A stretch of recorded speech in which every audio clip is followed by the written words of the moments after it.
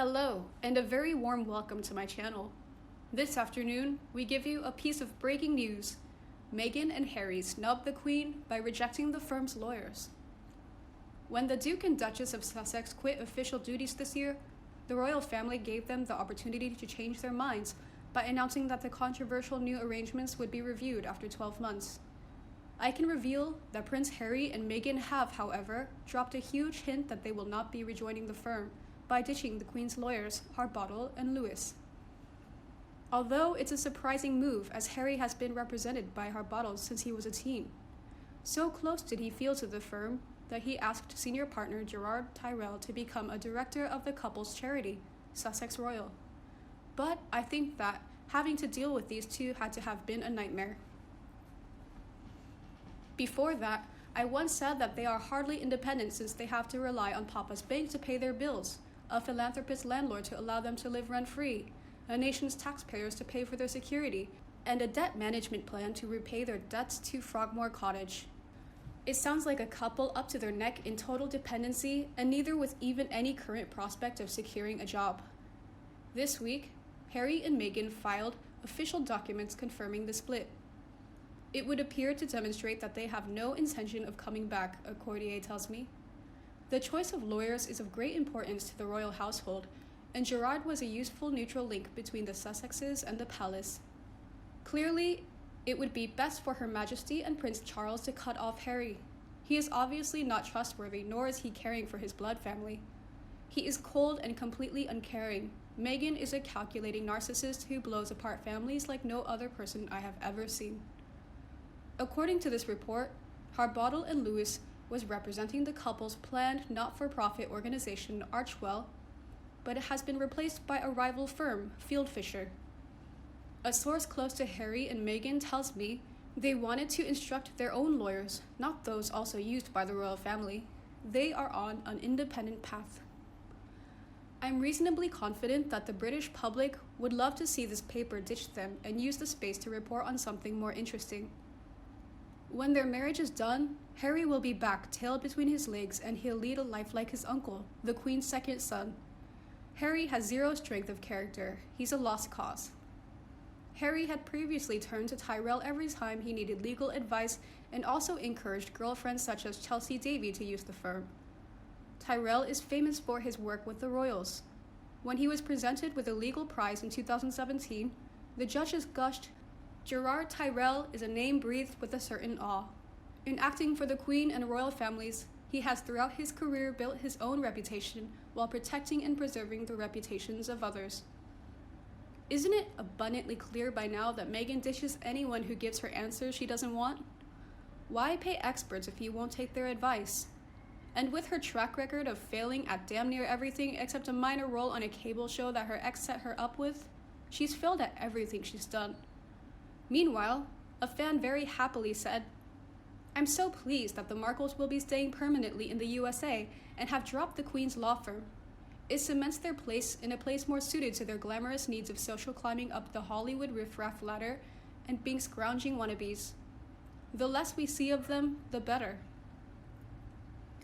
But another fan wrote, "I never would have thought that Harry would drop so far in my estimations, but he has.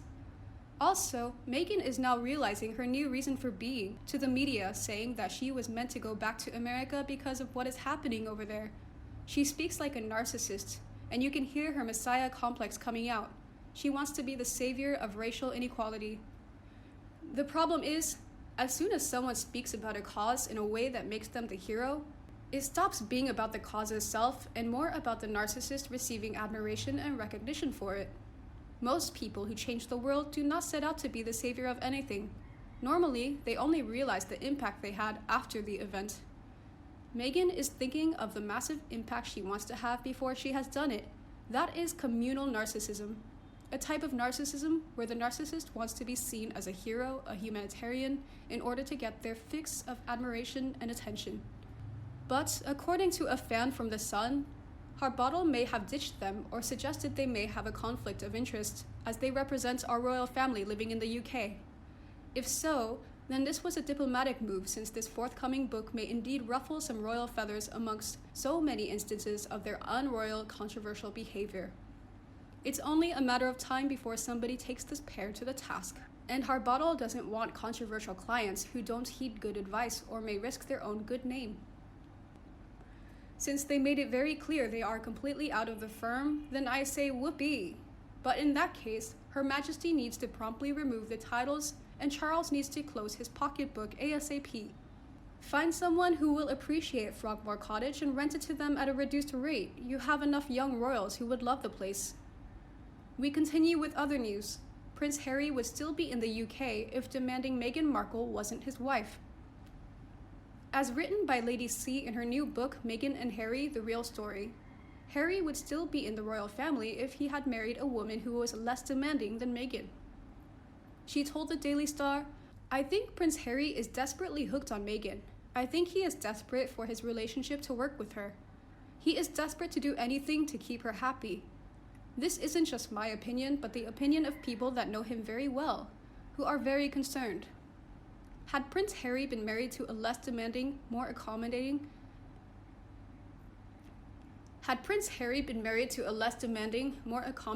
and more flexible woman, none of this would be happening. Nobody I have spoken to believes for a second that Prince Harry would be on the path he is on if Meghan was not his wife.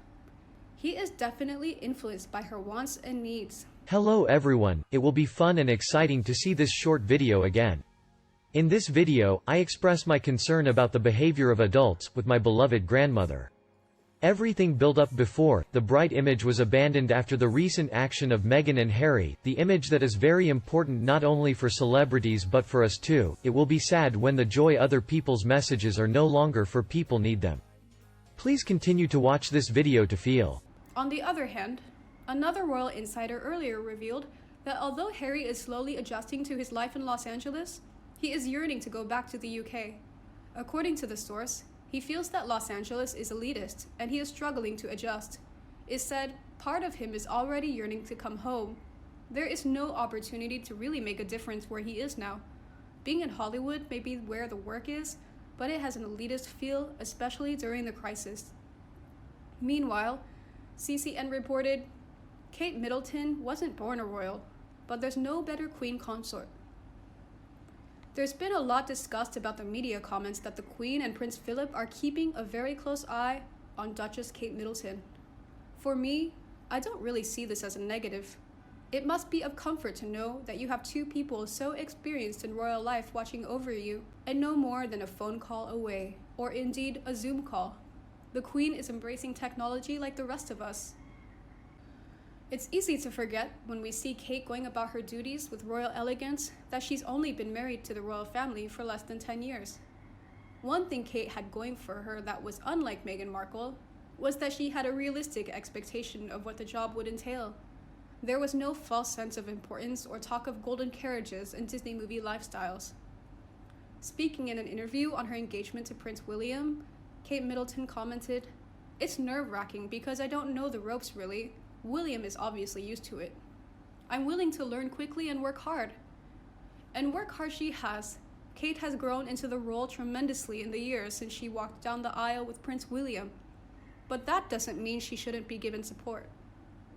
The Queen and Prince Philip keeping a very close eye on Kate Middleton have been construed by some to be negative, when in fact, I think it's quite the opposite. Duchess Kate sees the Queen as a grandmother, and I'm sure the Queen is very fond of the future Queen consort, so it's surely only natural that both she and her husband look out for her. Speaking on a documentary shown on British television, royal expert Tom Quinn also claims, "The Queen and the Duke of Edinburgh will be watching very carefully, especially given that younger royals in the past have gotten things very badly wrong, and they don't want that to happen again." One thing I agree with Meghan Markle and Prince Harry on is that the British media can be unforgiving. The Queen looking out for Duchess Kate Middleton is done with good intentions. Any kind of slip-up by the young Queen consort could result in undue stress, so avoiding such a situation, if possible, is to everyone's benefit. But, despite her relative inexperience in the role, Kate Middleton is shaping up to be an absolutely fantastic Queen consort. She has grown from being simply Prince William's starstruck girlfriend to an elegant woman who looks every bit the face of the royal family that she is today. Speaking in the same TV documentary, Professor Susanna Lipscomb commented, "What we're really seeing is just the blossoming of who she really is. She may not have been born to this role.